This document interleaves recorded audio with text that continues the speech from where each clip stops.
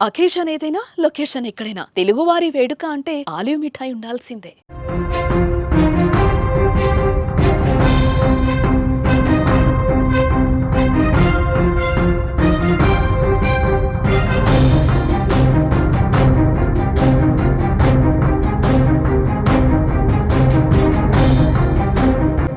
అయితే భారత్ వదిలిన బలూచిస్తాన్ మాత్రం పాక్ ను వదిలిపెట్టే ప్రసక్తే లేదంటోంది.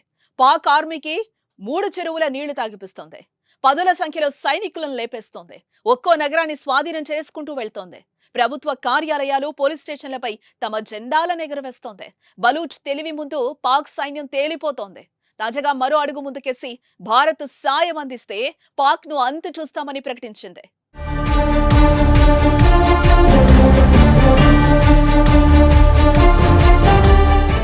భారత్ పాక్ కాల్పుల విరమణ ఒప్పందం కుదిరాక భారతీయులు నిరాశకు గురయ్యారు. ఈసారి పాక్ అంతు చూసే వరకు భారత్ నిద్రపోదని భావించిన ప్రజలకు మోదీ నిర్ణయం కాస్త అసంతృప్తికే గురి చేసింది.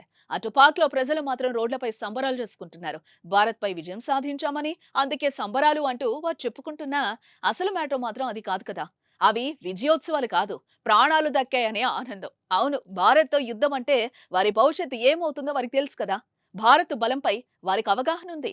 ఇండియన్ ఆర్మీ పూర్తిస్థాయి అటాక్ చేస్తే ప్రపంచ పటంలో పాక్ మిగలదని, తాము బతకడం కష్టమే అని వారు భావించుంటారు. కానీ సీజ్ ఫైర్ ఒప్పందానికి భారత్ ఒప్పుకోవడంతో బతికాంరా బాబు అని ఆనందంతో రోడ్లపైకొచ్చారు. దానికి యుద్ధంలో విజయం సాధించామని సంబరాలంటూ కవరింగ్ ఇచ్చారు.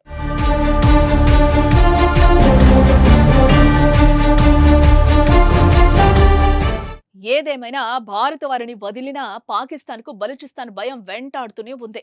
పాక్ ఆర్మీ శిబిరాలపై భారీగా దాడులకు సాగిస్తోంది. ఆర్మీ స్థావరాలపై విస్తృతంగా ఈ దాడులు చేపట్టింది.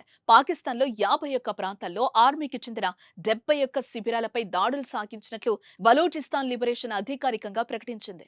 పాకిస్తాన్ ఆర్మీ కాన్వాయ్లో ఇంటెలిజెన్స్ కేంద్రాలపై ఈ దాడులు సాగినట్లు తెలుస్తోంది. అలాగే బలూచ్ రీజియన్ నుంచి ఖనిజాలు, ఇతర వనరులు తరలించే ట్రక్కులు, ఇతర వాహనాలపై ధ్వంసం చేసినట్లుగా సమాచారం.